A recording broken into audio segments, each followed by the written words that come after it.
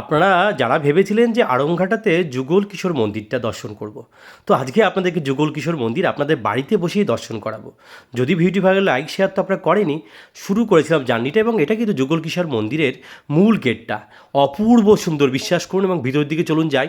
ওই দেখা যাচ্ছে যুগল কিশোর মন্দির, ওই যে দেখতে পাচ্ছেন না, অত্যন্ত সুন্দর। ভিতরে যে সময়টা আমি গেছিলাম ভোরের টাইমে, সেখানে কিন্তু ভক্তের কিন্তু ঢল আছে।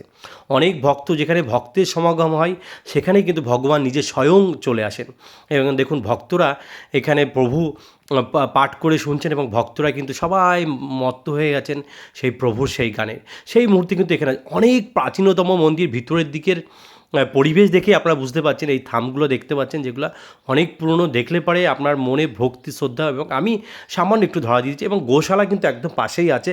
এটা কিন্তু গোশালা, যেটা দেখবার মতো, এবং খুব যত্ন সহকারে গোশালায় ওদেরকে দেখভাল করা হয়। এবং নাম গানে কিন্তু ভক্তরা সবাই ব্যস্ত হয়ে উঠেছে।